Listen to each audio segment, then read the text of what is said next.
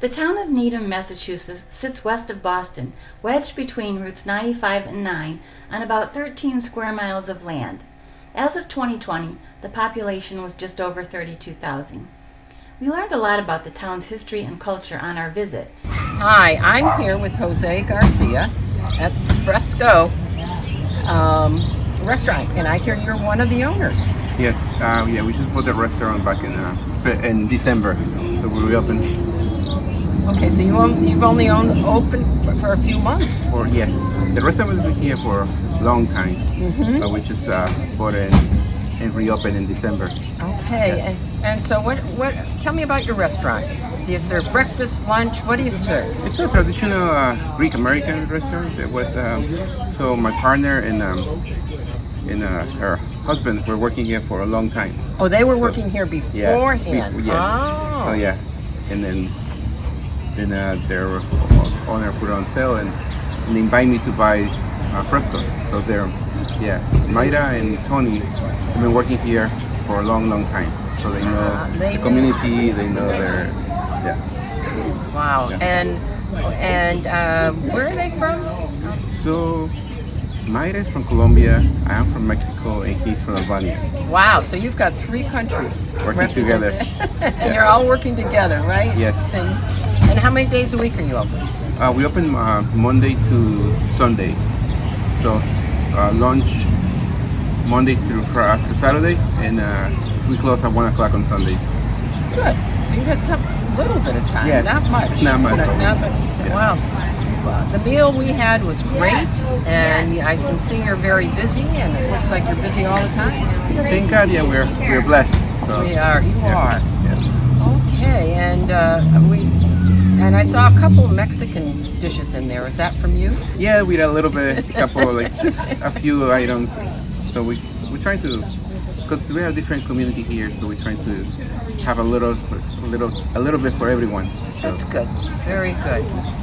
Okay, well, very exciting, and as I said, we enjoyed our meal, so thank you very much. I have strawberry mascarpone French toast. It looks really decadent. Let's see.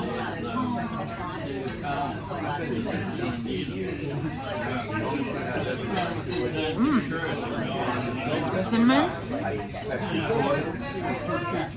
Very good. I love strawberries. You don't even need the maple syrup. Don't even need it. Look at this delicious California Benedict eggs, and it's got avocado, and English muffins, potatoes. It looks delicious. I'm going to take a bite Big if bite. I can.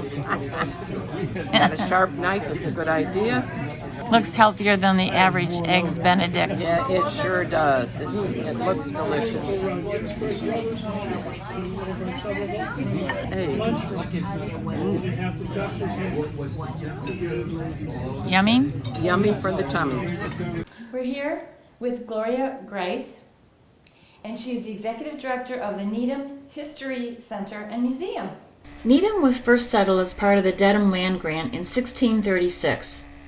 In 1710, people who lived north of the Charles River requested a separate parish because of the difficulty in getting across the river for church, school, and town meetings. But denied by the parish leaders, they petitioned the General Court and were granted their own parish in 1711. Settlers first came here for the land, which was ideal for grazing cattle due to the swampy conditions.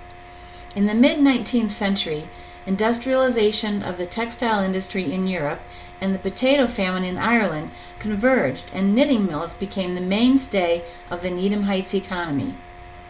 One of the most notable of those was Carter's, which still exists today, but has moved its factories south. As the trains started coming through the area, retail businesses started to develop. Finally, the building of Route 128 brought in a number of international companies which could benefit from the increased transportation access. The illustrator N.C. Wyeth is arguably one of the most famous people to come from Needham. He was born in the 1880s and was born and raised in Needham in a house on South Street. And in his 20s, he moved to Chaddsford, Pennsylvania. This is where he's primarily associated with the Brandywine Valley. He's famous. He did a huge career in illustration, especially the Scribner's classics, you know, Robin Hood, Treasure Island, Kidnapped, as well as his own career in what he would call, he made the distinction between art and illustration, but he also had a career in art, especially later on after he made a lot of money as an illustrator and could afford to be more casual about which jobs he took and which jobs he didn't. Right. His grandfather, it's actually quite interesting, his grandfather settled here in the 1860s and bought a large plot of land on South Street, which he turned into a nursery business. And he developed the pansy. You know, there's a little wild viola called Johnny Jump Up, and he hybridized this little Johnny Jump Up into the large flower, multiple color flower that we plant every spring, and Needham, you know, is covered with them every April. It's beautiful. Tell us about the Little Red Schoolhouse. Okay. We have two buildings here. One is the house we're sitting in. It's known as the Mills House. It was a farmhouse for this area, and the building attached to it is the Upper Falls School. The Upper Falls School was built in 1842. The Mills House was built in 1834.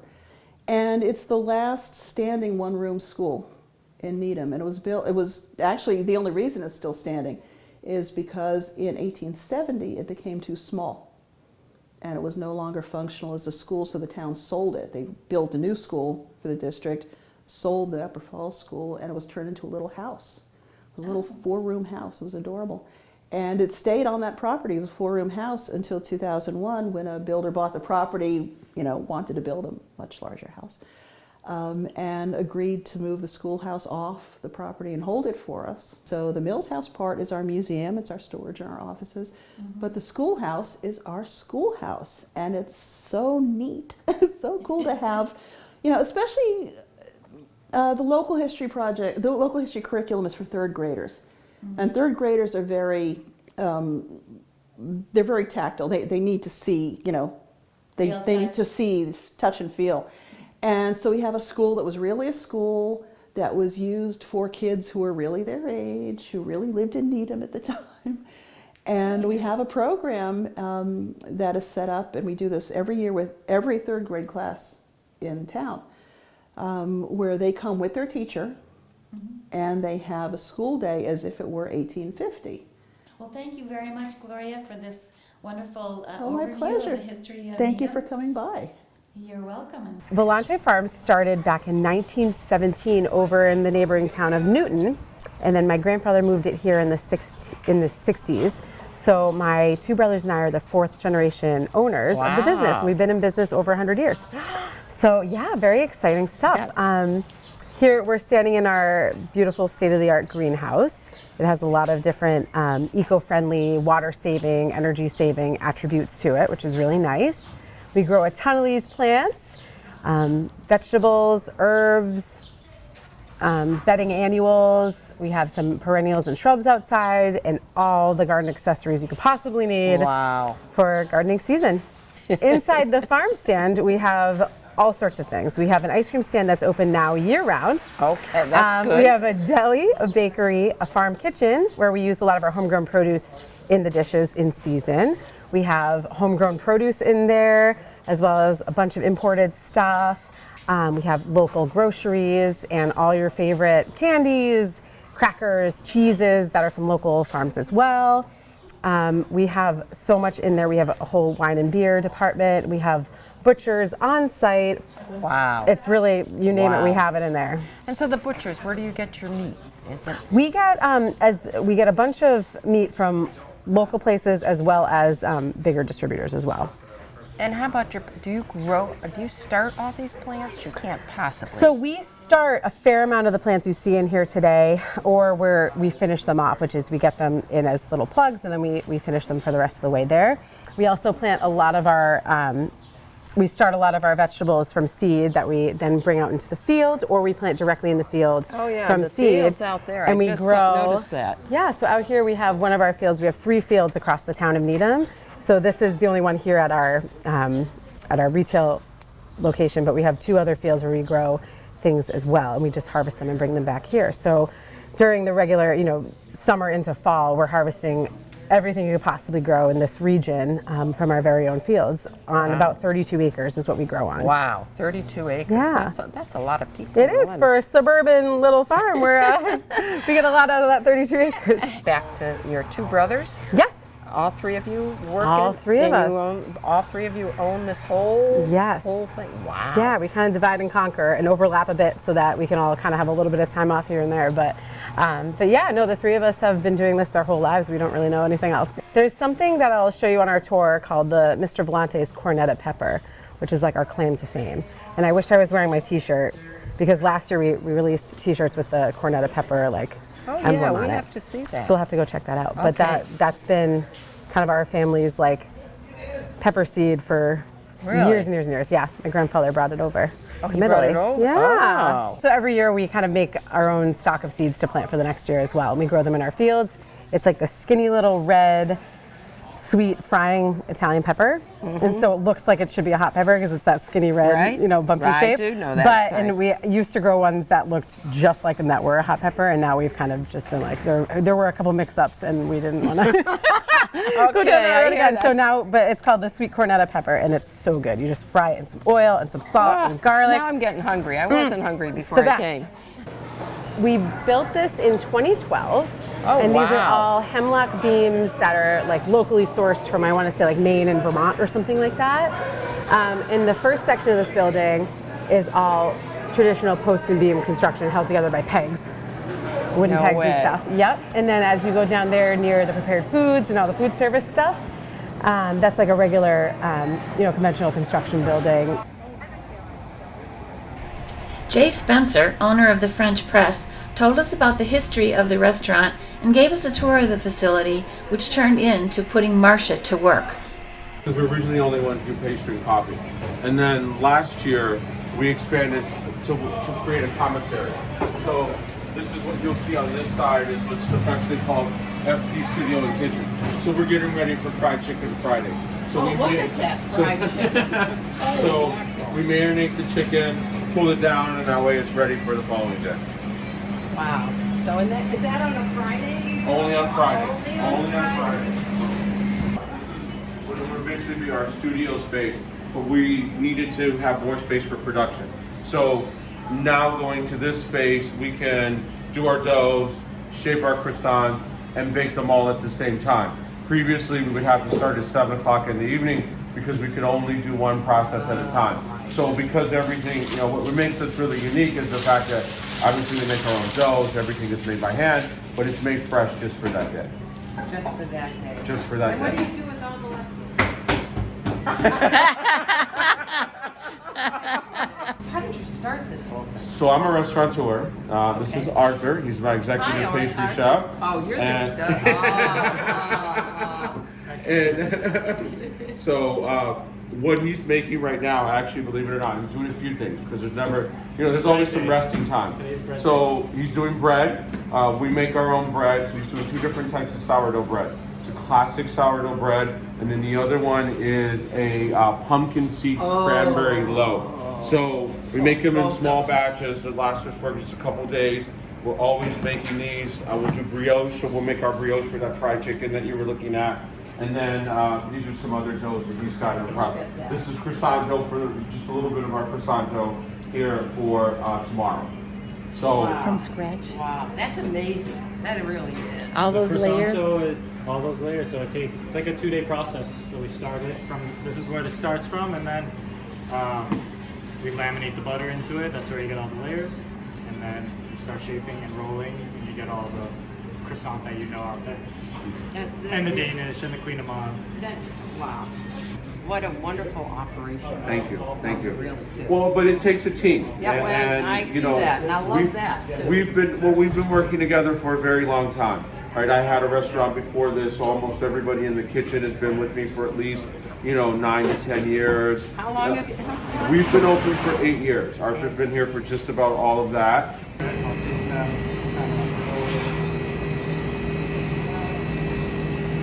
I use right here. Yeah. I go inwards. I don't know. You go outwards or inwards? I'm going to try to mimic you. So I'm putting pressure on from all here. I'm going to have to try to mimic you.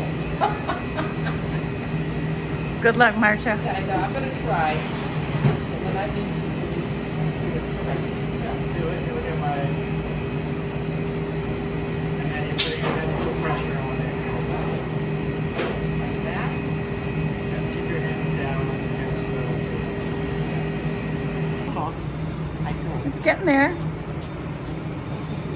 Can't hire me. It takes me all day to do 2. I got 150. So. Uh-oh. I'll come back and get you tomorrow. Yeah. As I roll my 1. Or does it need to be smooth?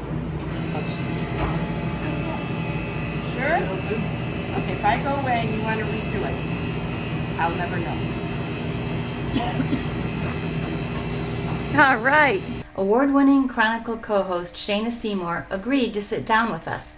The interviewer became the interviewee. I am here with Shayna Seymour, and she is the co-anchor of Chronicle at Channel 5 in Needham.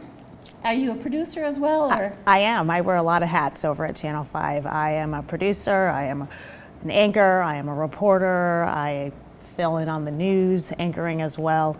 So it's been a good journey over 17 years. 17 years, wow. So tell me where this started. What did you want to do when you were a little girl? Well, when I was a little girl, I wanted to be one of 2 things. I wanted to be Oprah, or I wanted to work in the fashion industry. And I've been very fortunate to be able to do both over my lifetime. After I went to Spelman College in Atlanta, Georgia, and after college, I got a job with Corporate Gap. Loved it. I was out there for 2 years, but I was really homesick. And I wanted to move back to the East Coast, so I moved to their New York office, where I started doing executive recruiting. While I was there, I still had this interest in television, but it was how do you get into TV? How do you do that? So I started taking some classes at NYU, some continuing ed classes in broadcast journalism, and I loved it. Mm-hmm. And there was a part of me that was like, this is what I'm supposed to be doing. While I enjoy the fashion side, I really want to see where this can go with television. I applied to graduate school. I went to Syracuse, got my master's in broadcast journalism, and things just started to fall into place after that. I got a job back in Western Massachusetts where I grew up. I grew up in Amherst, in the ABC affiliate there in Springfield. Took a chance on me, and they hired me as a general assignment reporter, and then I became the morning anchor and then the morning and noon anchor. I wanted to be more of a feature reporter. And so when Chronicle called, it was the closest thing in this region that I possibly could get to doing what I wanted. Mm-hmm. And the boy that I liked was here in Boston as well, who now is my husband. So it all worked out. That's great. So that's kind of the journey. Do you have some favorite moments in terms of experiences that you've had or people that you've met? Yes. 2 that come to mind was the first one was when I got to interview Oprah. It was an aha moment for me. It was a full circle moment. My boss calls me into her office, Susan Sloan, who's also a Needham resident, and she says, you're going to Chicago for Oprah's season 24 kickoff, and you're going to interview her on Michigan Avenue. They're closing everything down. But what no one knows at this time is that I am 8 weeks pregnant and I am very, very sick. It's my moment to interview Oprah, and we're on a double-decker bus, and I feel so sick, and the whole time I'm just thinking, I'm gonna throw up on Oprah. I'm going to throw up on Oprah, and there's going to be some blip out there saying this no-name reporter has thrown up on Oprah. It did not happen. Thank goodness. But it is one of those special moments that I take with me because, again, she was one of the inspirations behind getting into this business, having the opportunity to interview her in that setting with my son, pregnant with my son, not knowing, and the emotions and the adrenaline that was involved. It was incredible. Another story that sticks out to me that just was, and there's been so many, so I don't want to, shortchange any of them, was when I had the opportunity to work with Disney and do Broadway in Boston when The Lion King came to town, and they asked if I wanted to have a special role. And I was one of the bird ladies, and I'd been practicing all day, learning everything. I was so excited. And I'm on all my costume, and as soon as we go, and we're supposed to be singing, I forgot to sing. My big moment.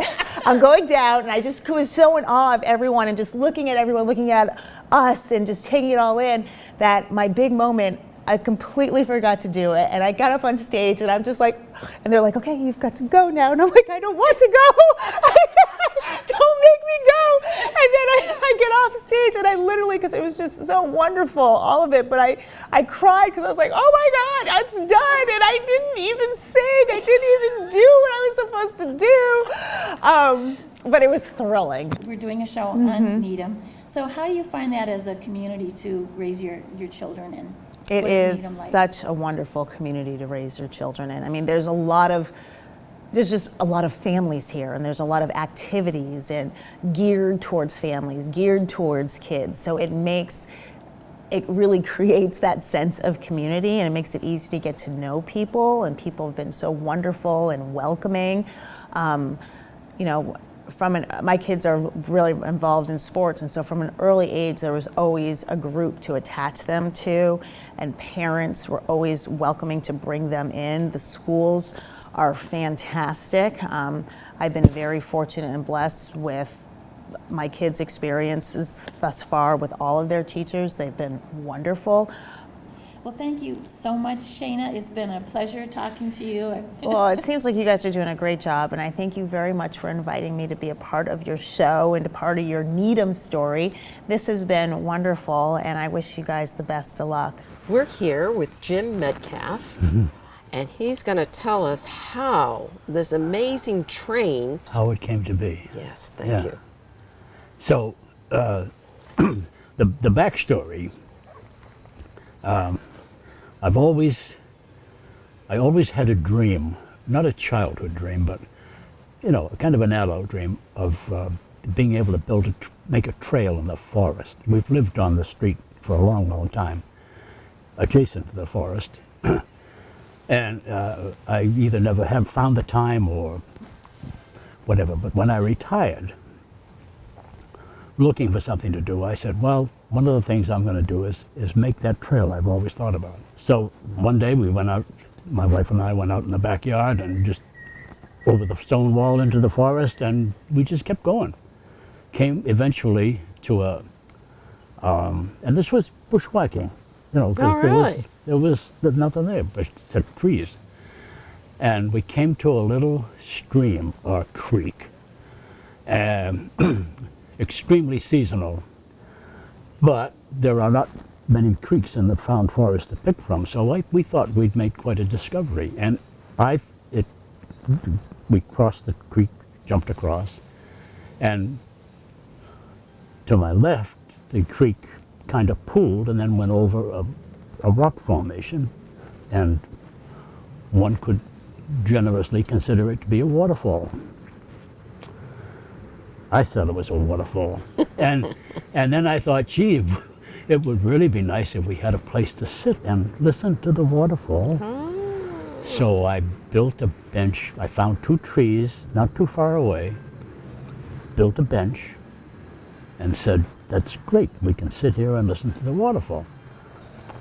And then, then the water stopped running, and the bench was still there, and what to do with the bench. I said, well, maybe we could invite a couple over and have a drink out here. How would that be? And then, even though I have an engineering background, and I was convinced the bench could sit 4 people, well, it only sat 3 people. And the poor guy had to sit on the floor. We built some kind of a rough floor. So that wasn't going to do. And I built another bench at a right angle to the first bench. And then to top it all off, I made a little cocktail table planted in the middle. And then I put another bench on the other side, and so we had a little surround kind of thing. And it was really quite cute. And it was, well, it wasn't while I was drinking out there that the thought of a train came to me. It was actually my daughter, who lived on the other side of town. She called me one Christmas and said, "Oh, you got to come over and see the Christmas tree." And I went over, and she had set up a train that ran around the Christmas tree. And I hadn't seen a train around a Christmas tree for eons. And this train was interesting in particular because it was fairly large, and it ran on plastic track. And the thought came to me, even without a drink, that maybe we could run this thing outside. And I was able to find a source for tracks and switches, and it was inexpensive, you know, KB Toys kind of thing, toy store train. But it had the first one didn't have a remote control, but then eventually I grew into a fancier model that had a remote control. And we, had a plan, layout for the track and where it would go. It would go out to the waterfall so that we could carry visitors out there and view the falls. So it became kind of a scenic railway in the woods for little people, really little people. And so that's how it really came to be. That's how the train got out there. As for the other stuff, I don't know where that came from. I think it's cute. Just kind of evolved.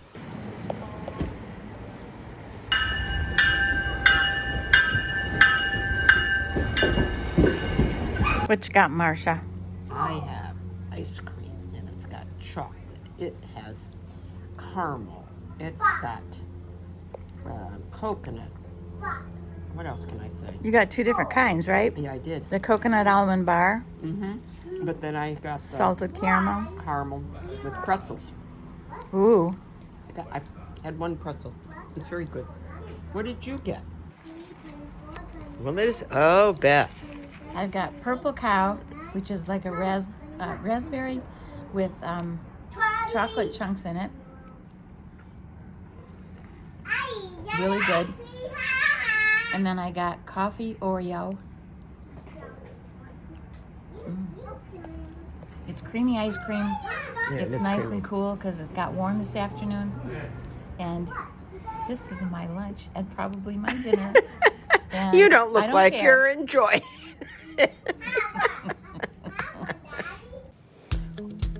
We're here with Gloria Grice, and she's the executive director of the Needham Historical Society. No, Needham History Center and Museum. Okay, of the Needham Historic Center. Did I get that right? She's the executive director of the Needham Historic Center. I did it wrong again. And Gloria is the executive director of the Needham Historic Center and Museum. Needham History Center. I'm sorry. What the? Gloria is the executive director of the Needham. This is your outtake reel. Wait. Compose yourself, Beth. Breath. Your breath. If it's any consolation, we changed the name 8 years ago and people still can't remember it. So it's your fault. Yeah, it's my fault.